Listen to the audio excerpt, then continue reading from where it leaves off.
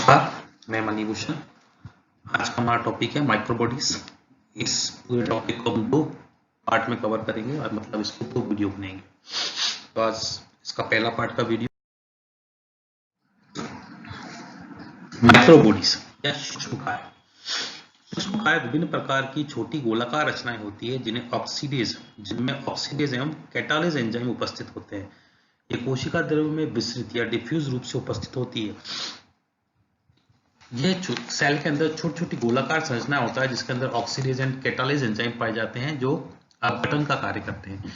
ये छोटी छोटी गोलाकार संरचनाएं पूरे साइटोप्लाज्म के अंदर बिखरे हुए रूप में पाई जाती है। इसको सबसे पहले जे रॉडिन ने 1950 और 54 में किडनी सेल्स के अंदर इनको ढूंढा था। इनकी विशेषताओं एवं इनके द्वारा संपादित कार्यों के आधार पर ये निम्न प्रकार की होती है। सबसे पहले लाइसोसोम जो सबसे इंपॉर्टेंट है, दूसरी पैरोक्सिसोम, तीसरी गैलेक्सिसोम, चौथी स्पिरोसोम एंड 50 क्लेरेथिन वेसिकल्स। सबसे पहले हम स्टडी करते हैं लाइसोसोम। लाइसोसोम झिल्ली युक्त बेग के समान कोशिकीय अंगक है जिसमें जल अपघटनकारी या हाइड्रोलाइटिक एंजाइम उपस्थित होते हैं। इनका मुख्य कार्य कोशिका में वृहद अणुओं का पाचन करना है। यह कोशिका के अंदर पाई जाने वाली छोटी छोटी थैली युक्त छोटे छोटे बैग युक्त संरचनाएं हैं जो गोलाकार बैग युक्त संरचना है जिनमें जल अपघटनकारी या हाइड्रोलाइटिक एंजाइम प्रेजेंस होते हैं। ये जो सेल के अंदर बड़े बड़े अणु पाए जाते हैं उनका पाचन करती है। अगर इसकी हिस्ट्री की बात की जाए तो सबसे पहले डी ड्यूबे ने 1955 में इनका नाम लाइसोसोम रखा। नॉबिन कोप ने इनको इलेक्ट्रिन सूक्ष्म रचना का इसका वर्णन किया। अगर इसकी उपस्थिति अकरेंस की बात की जाए तो ये समस्त प्राणी कोशिकाओं और कुछ पादप कोशिकाओं में उपस्थित होती है। मतलब एनिमल सेल्स में कॉमन है, सब में पाई जाती है। प्लांट सेल्स में ये कॉमन नहीं है, ये कुछ ही पादप कोशिकाओं में पाई जाती है। ये यकृत, अग्नाशय, थायराइड, प्लीहा, आंत्र, वृक्क की मैक्रोफेज कोशिकाओं में उपस्थित होती है। पादपों में ये विभोजत की कोशिकाओं में उपस्थित होती है। जीवाणुओं में लाइसोसोम एब्सेंट होता है, लेकिन कई बार कोशिका भित्ति एवं प्लाज्मा झिल्ली के मध्य पेरीप्लाज्मिक स्पेस में उपस्थित होता है। प्लांट सेल, एनिमल सेल्स के अंदर मोस्टली सभी पाई जाती है, लिवर, पैनक्रियाट, स्प्लीन, किडनी। प्लांट में ओनली मेरिस्टेमेटिक टिश्यूज या विभजक की कोशिकाएं पाई जाती है।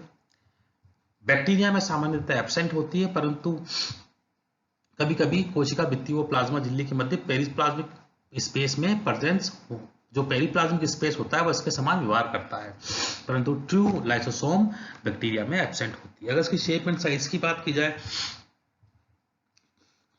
तो लाइसोसोम सामान्यतः गोलाकार रचनाएं होती है, लेकिन पादपों की विभोजक की कोशिकाओं में ये अनियमित आकार की होती है। इनका आकार सामान्यतः 0.2 से 0.8 म्यू एम होता है, लेकिन किडनी सेल्स में इनका आकार 5 म्यू एम तक होता है, मतलब काफी बड़ी होती है।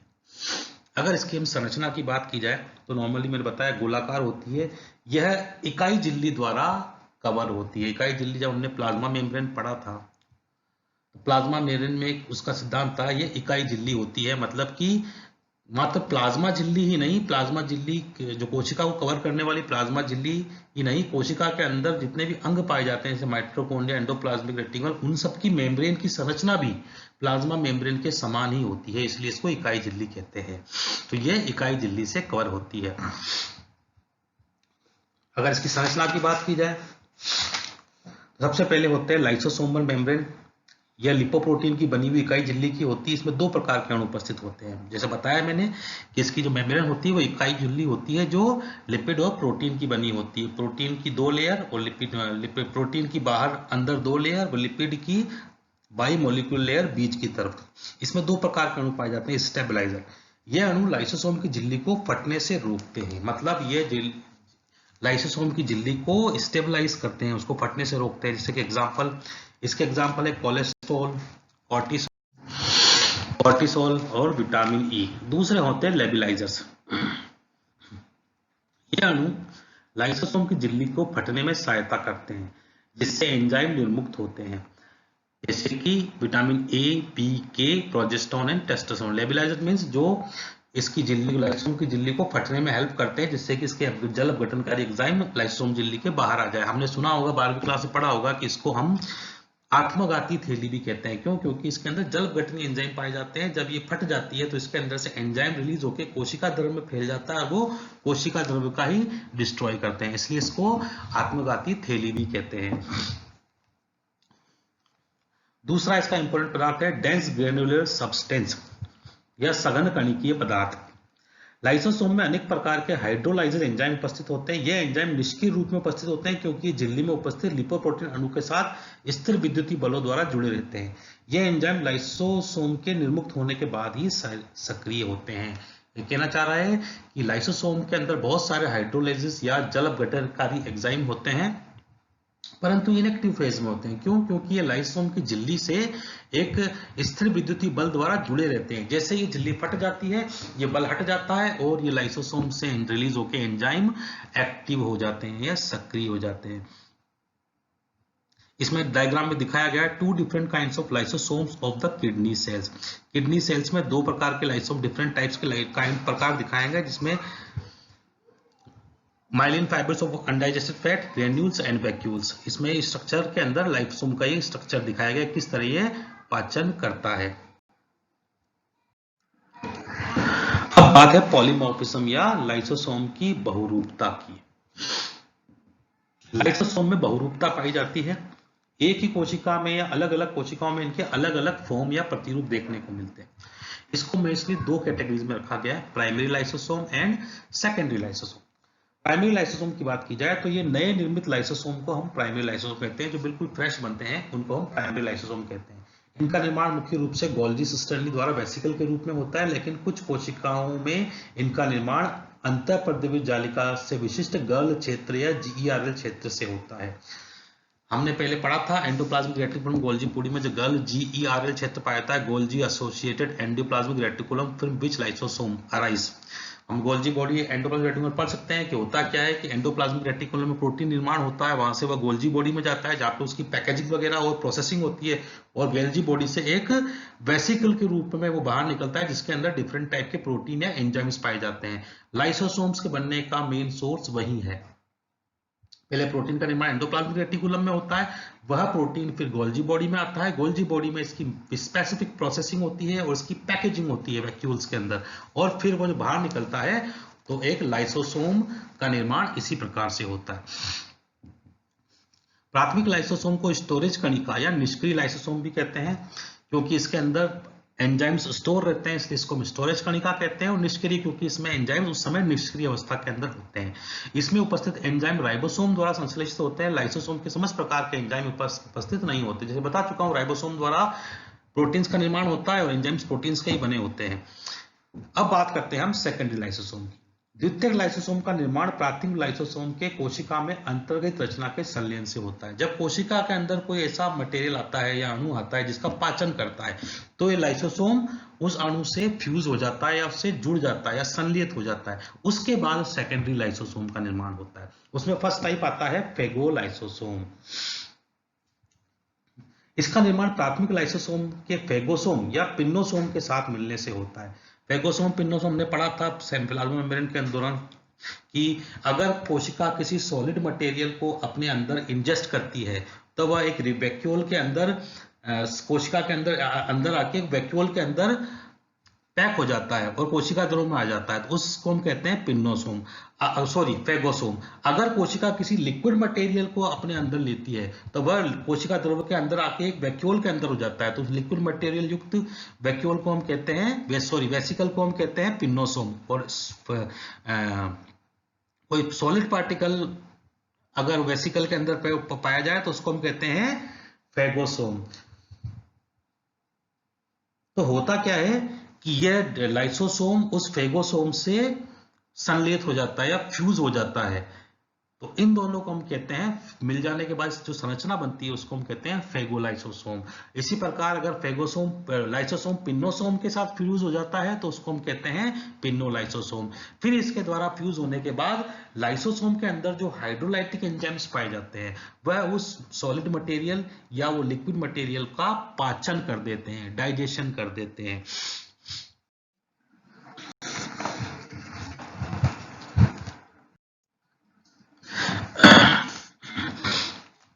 ये सारा डायग्रामेटिक दिखाएगा, diagram showing formation of different type of lysosome.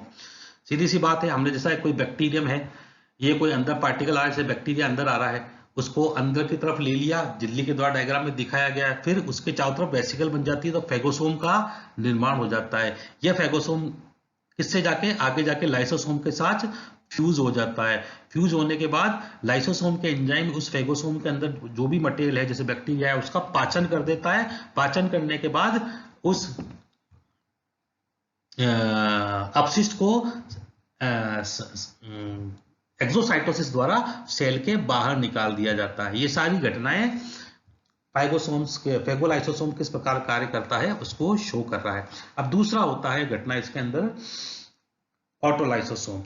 ऑटोलाइसोसोम इसे साइटोलाइसोसोम भी कहते हैं। ऑटोलाइसोसोम का निर्माण लाइसोसोम द्वारा स्वयं की कोशिकी अंगों के संलयन से होता है। कोशिकी अंगों का पाचन हो जाता है। यह सामान्य परिघटना है जो कोशिकी वृद्धि और मरम्मत के दौरान दिखाई देती है। कोशिकी अंगों के पाचन की क्रिया ऑटोफैगी कहलाती है। हम फेगोलाइसोम में तो कोशिका के बाहर से आने वाले पदार्थों का पाचन किया जाता है, परंतु अगर लाइसोसोम खुद के कोशिका के अंगों के साथ ही संलयित हो जाए, जैसे माइटोकॉन्ड्रिया के साथ जुड़ गया या गोल्जी बॉडी के साथ अटैच हो गया, तो क्या करता है वह उस अंग का ही पाचन कर देता है। तो इस घटना जो अगर उस अंग से जुड़ जाता है तो इसको हम कहते हैं ऑटोलाइसोसोम, और उस अंग का जब पाचन कर देता है कोशिका अंग को तो उसको हम कहती है ऑटोफेगी। इस घटना को हम ऑटोफेगी कहते हैं। जनरली जब ये टॉपिक सेल डेथ से या सेल रिपेयरिंग से रिलेटेड, कोई जैसे सेल ऑर्गेनिकली पुराना हो गया या डिस्ट्रॉय हो गया तो उसका डिस्ट्रॉयशन इसी प्रकार से होता है। कोशिकीय मरम्मत भी इसी तरीके से होती है। तो ये घटना कहलाती है ऑटो। तीसरा है रेसिडुअल बॉडी। द्वितीयक लाइसोसोम में पाचन क्रिया के पश्चात अपचित रचनाएं शेष रह जाती है जिन्हें हम रेसिडुअल बॉडी या टीलोलाइसोसोम या डेंस बॉडी कहते हैं। फेगोसोम या ऑटोलाइसोसोम द्वारा कोशिकीय अंग या बाहरी पदार्थों का पाचन कर दिया जाता है। उसके बाद अवशिष्ट अंग रह जाते हैं, उसके अवशिष्ट उस कोशिका के अंदर रह जाते हैं। उन अवशिष्टों को हम क्या कहते हैं? रेसिडुअल बॉडी या टीलोलाइसोसोम या डेंस बॉडी। एक कोशिकीय प्राणी में अवशोष्य काय को विष्टा त्याग के समान त्याग दिया जाता है, लेकिन बहुकोशिकीय विकसित प्राणियों में तंत्रिका कोशिकाओं, पेशी कोशिकाओं में अवशेषी काय एकत्रित होना प्रारंभ हो जाते हैं। इन रचनाओं को लिपोफ्यूसिन कण कहते हैं। इन्हीं कारण एजिंग भी आती है। जनरली एक कोशिकीय जीव जैसे होते हैं जो प्रोटोप्लाज्मिक फाइलम के अंदर एक कोशिकीय जीव पाए जाते हैं, उनके अंदर इसको सेल एक्सोसाइटोसिस के द्वारा बाहर निकाल दिया जाता है। परंतु जो बहुकोशिकीय जीव है उनके अंदर जो नॉर्मली जो तंत्रिका कोशिकाएं पाई जाती है और पेशी कोशिकाएं पाई जाती है, उनके अंदर ये कलेक्ट होते रहते हैं। इनको जब कलेक्ट हो जाते हैं इनको कहते हैं लिपोफ्यूसिन कण कहते हैं या लिपोफ्यूसिन ग्रेन्यूल्स कहते हैं। इनके द्वारा कोशिकाओं में एजिंग आ जाती है।